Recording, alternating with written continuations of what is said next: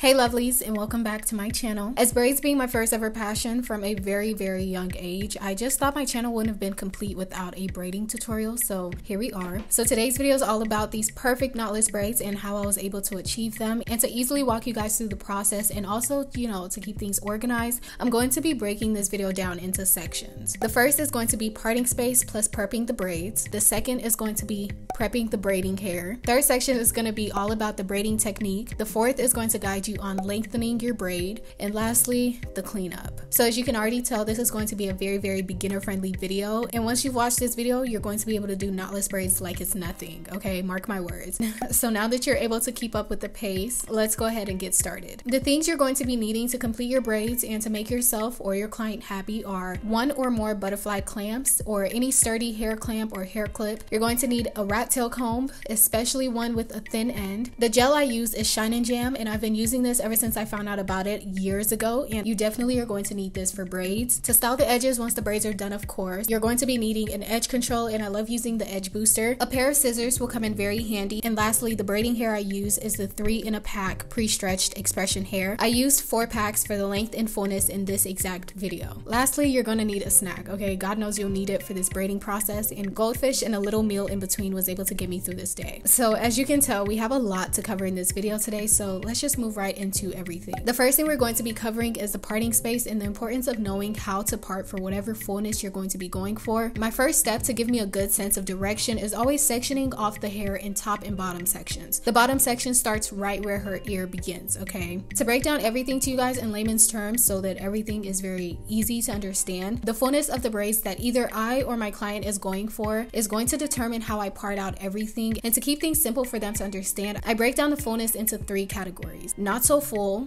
full, and very full. When I have a client that comes in for not so full braids like these, the bottom part is usually divided into 2 equal rows, and the top part will be divided into 4 or 5 equal rows. When a client comes in for full braids, the bottom section is divided into 3 equal rows, and the top is divided into 5 or 6 equal rows. And lastly, when I have a client that comes in for very full braids, the bottom section is divided into 4 equal rows, and the top section is divided into 7 or 8 equal rows. So the exact look that we're going for today falls into the very full categories. So I'll be dividing the bottom section from her ear down into 4 equal rows, and the top section will be divided into 7 rows. I really hope that makes sense. So I'm starting with placing some Shine and Jam gel on the back of my hands so that it's easily accessible, and in the back section, which like I said, we're going to be breaking down into 4 equal parts, I'm going ahead to part out that first row, or rather make a rough draft of the first row. And once I have a good idea of what I want the row to look like, or the size that I want that row to be,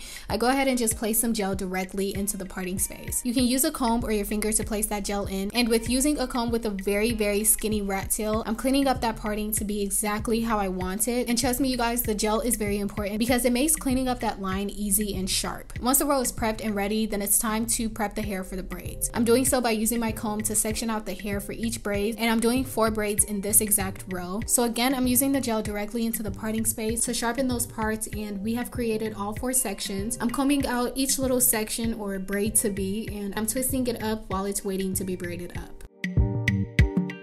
The next part of this process that I like to cover with you guys is prepping the braiding hair. So the layout that I'm going to be showing you guys is simply just a blueprint, and depending on the size of each individual braid that you decide to do, your sizing for each strand is going to be different. So of course, unlike the process of regular box braids, knotless box braids follows a process of feeding the braiding hair into the braid a little bit of hair at a time. I feed in a total of 3 strands to form my braid, and the first one being the small one, it's going to be followed by a second one which is slightly bigger, and the third one is going to be the largest, all depending on the overall size of braid that you are going for. To make my braid longer, I feed in more hair depending on the length that I'm going for. If I'm going for a bum or hip length, I feed in 2 additional but very small strands, and if I'm going for thigh length or knee length braids, I'd feed in yet another 2 more very small strands to the braids to make it even longer. So of course I'm gonna go in depth on how to add the strands and all of that type of stuff, but I just wanted to show this particular technique to you first. So again, just gonna break it down a little bit. So if you want lower back braids, you're going to use this section only. If you want hip length, you're going to use both of these sections. And if you want knee length braids, you're going to use all 3.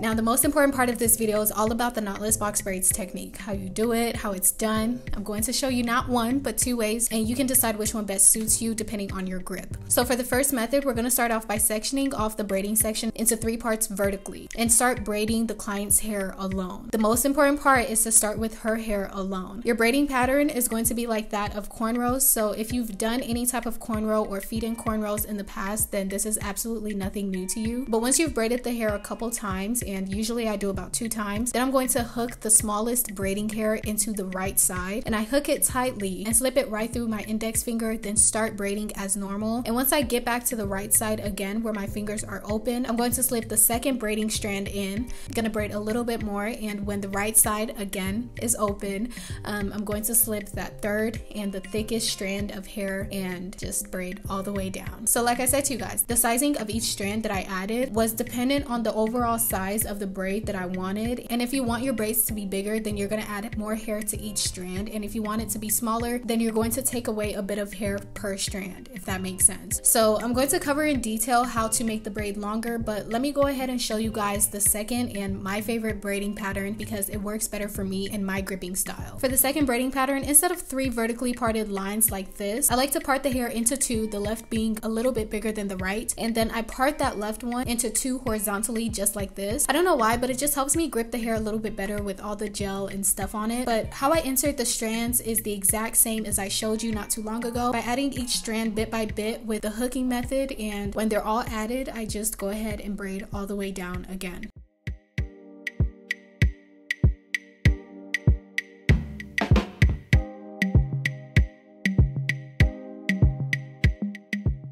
When the row is complete, then it's time to start a new row, and you're just going to take the exact same steps as before and making sure that this row is relatively identical in size to the previous row. And don't forget to use that gel to your advantage in getting a crisp, clean, and neat parting space. And when you're parting out the individual braiding sections, instead of following the lines in the previous braiding row, you're now going to kind of overlap the parting spaces to kind of form like this brick styled parting. Obviously you'll see as I'm going, but this allows your braids to not look so scanty. And when you're done parting each one out, just go ahead and comb through each of the little braiding sections and slightly twist it up to prep it for the braiding, and then you're able to just braid up each individual one as I've shown you in some of the previous clips. As you can obviously tell by now, everything is all a matter of repetition, and once you've gotten the hang of it from practicing for some time, this will literally be muscle memory to you, okay?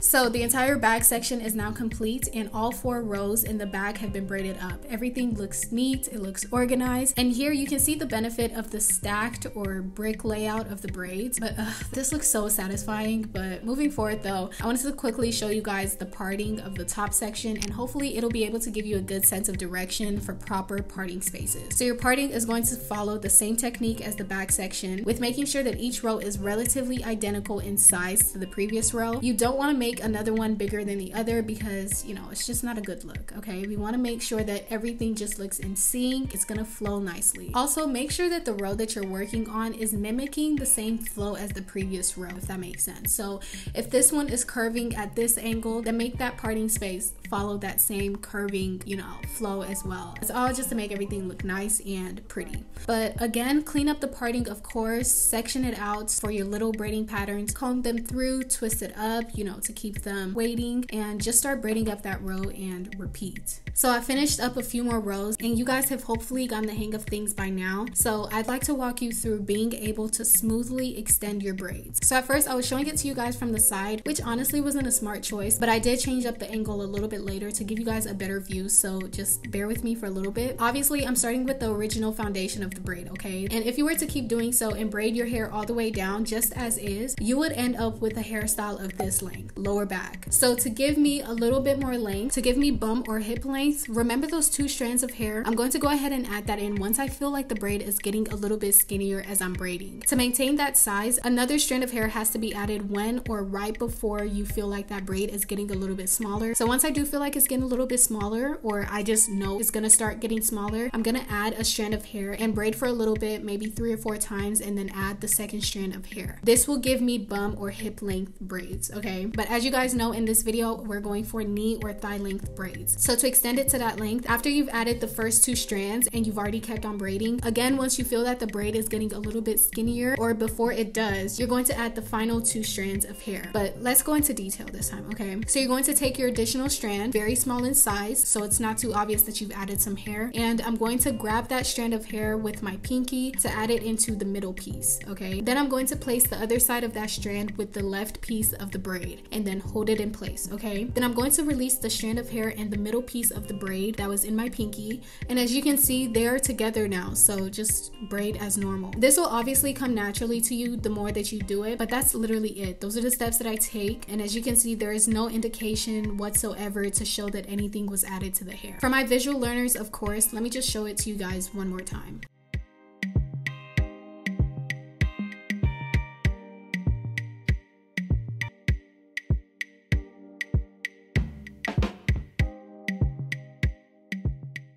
I wish braiding was actually this quick, but with recording and everything, this entire thing was a whole 12-hour process from 9 a.m. to 9 p.m. So I've completed 4 rows and everything is looking nice, clean, sharp, the whole shebang. And now it's time to tackle that topmost part. So the pattern for this parting space here is going to be a bit different from what we've been doing. I'm going to start by splitting that top section down the middle and creating a middle part for her, of course, and cleaning that up the same way that I have all the other partings by placing the gel directly onto it and then cleaning up that parting with the tail end of my comb and just putting away one of the sections to keep it out of the way. So basically what I do on one side, I'll be doing to the other side as well, okay? I'm splitting up that side into 3 parts, one over there, another one over there, and lastly that one as well. This is just to give you a rough draft though of what it's going to look like. So yeah, I'm just cleaning up the first parting like I usually do with the gel and comb, and then I'm braiding up the entire row. In fact, I just went ahead and braided up that entire side because what's the point of keeping you waiting any longer? Like y'all get the gist by now, okay? So I've done the same thing to the other side as well. I sectioned it into 3 rows. I cleaned up the parting, I braided it up, and I added some length to it, of course.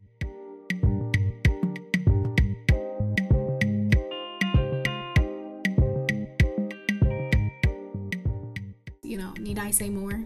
No, right? So I think I've broken down the braiding process as best as I can. So let's just move into the last and final chapter of this video, which is the cleanup. So this part is all about making everything come together with some finishing touches. I'm starting with my pair of scissors and trimming away any flyaways. Don't be lazy on this part, okay? It's tedious, but it's very beneficial with making your braids look crisp and making them look neater for a longer period of time. However, I'm mainly focusing on the top part because once I dip those braids into hot water, you'll see that the hot water actually tames most of the flyaways on the ends. So my next step, you already guessed it, we're gonna be dipping the hair into hot water. When I say hot water though, I don't mean boiling hot water, okay? You can literally shrivel up your braids that way. So right before the water is about to come to a boil, that's when it's best to use. Overall, the hot water reduces the stiffness of the braids and it allows it to just flow more freely, as you'll be able to see in a bit. And also, like I mentioned to you guys earlier, it reduces a lot of the frizz. And the next thing that I do is use some foaming mousse. Honestly, if you ask me what this does for the braids, I wouldn't even be able to tell you. I just know that my clients always find it so satisfying. I saw that honestly it really has no real purpose in it, but I always did it for their satisfaction and just to massage their scalp a bit. You know, they've been through a lot in these past couple of hours, but trust me though, your client is definitely gonna love it. To finally seal the deal, I'm going in with some edge booster, edge control, and that's it. We're done.